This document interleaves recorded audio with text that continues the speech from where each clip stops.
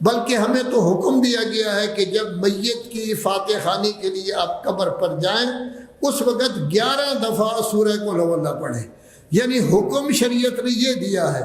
لیکن اب ہمارا رواج ہے کہ ہم سورہ فاتحہ بھی پڑھتے ہیں اور اس کے بعد 3 دفعہ قل ہو اللہ، لیکن یہ رواج ہے، رواج اچھا رواج ہے، یہ نہیں ہے کہ آپ چھوڑ دیں، اس طرح نہ کریں، لیکن اصل حکم یہ ہے کہ 11 دفعہ سورہ قل ہو اللہ پڑھیں یا 11 دفعہ سورہ انا انزلنا پڑھیں۔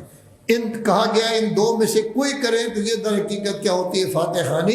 لیکن جہاں تک فاتحہ کا تعلق ہے، ایران میں آپ چلے جائیں، عراق میں چلے جائیں، اگر کوئی آدمی مریض ہو وہ جاتے ہیں سورہ فاتحہ، تو اگر مریض کے لیے پڑھیں گے تو آپ تو لڑنا شروع کر دیں گے، وہ دیکھو خدا کیا چاہتے ہیں، مر جائیں، اس کی فاتحہ آپ پڑھ رہے ہیں، اس کو مار رہے ہیں، لیکن نہیں، وہ پڑھتے ہیں اس لیے کہ اس سے شفا ہوتی ہے سورہ فاتحہ سے۔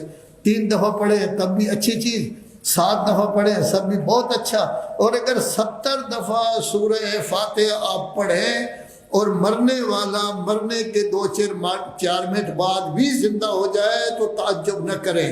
تو سورہ فاتحہ مرنے کے لیے نہیں ہے، زندہ رہنے کے لیے ہے۔ سورہ فاتحہ اس لیے ہے تاکہ آپ پڑھیں اور وہ زندہ رہے، نہ یہ کہ وہ مرے۔ یہ سورہ فاتحہ انسان کو زندگی دیتی ہے، یہ اس کو موت وغیرہ نہیں، لیکن ہمارا رواج ہے ہم سورہ فاتحہ بھی پڑھتے ہیں، قل ہو اللہ بھی پڑھتے ہیں، تو 11 دفعہ قل ہو اللہ پڑھا جائے تو یہ در حقیقت پڑھا جاتا ہے میت پر، اور یہی گویا کہ ایک قسم کا بہتر طریقہ ہے۔ سورہ فاتحہ زندہ رہنے کے لیے ہے۔ سورہ یاسین کی دونوں خصوصیتیں ہیں کہ جب کوئی آدمی فوت ہو رہا ہے سورہ یاسین پڑھے، دونوں کام دے گی۔ اگر اس کی موت قریب ہے تو آسانی سے موت ہو جائے گی، اور اگر ابھی زندگی ہے تو وہ ٹھیک ہو جائے گا۔ یہ دونوں اس وقت اگر آپ کریں تو دونوں فائدے دیتی ہے سورہ یاسین، زندگی کے لیے بھی مفید ہے، اور اگر موت آ رہی ہے تو موت کی آسانی کے لیے بھی مفید ہے۔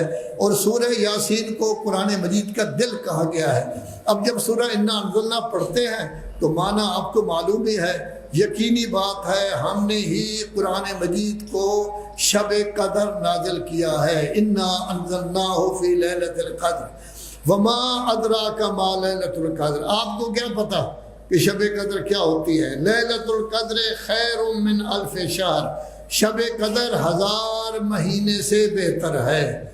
تنزل الملائکۃ والروح فیہا، اس میں ملائکہ اور روح القدس کون ہے؟ جبرائیل ہے۔ یہ اوامر لے کر آتے ہیں، اوامر لے کر آتے ہیں، پورے سال کے آئندہ کے اوامر وہ لے کر آتے ہیں۔ اب ظاہر ہے کہ آج کل کے کسی بادشاہ کے پاس یا کسی وزیر اعظم کے پاس تو نہیں آتے، ٹرمپ کے پاس بھی نہیں آتے، کیونکہ بڑا وہ ہے، سب اس کی بات جو ہے مانتے ہیں۔ یہ آتے ہیں کس کے پاس؟ امام کے پاس۔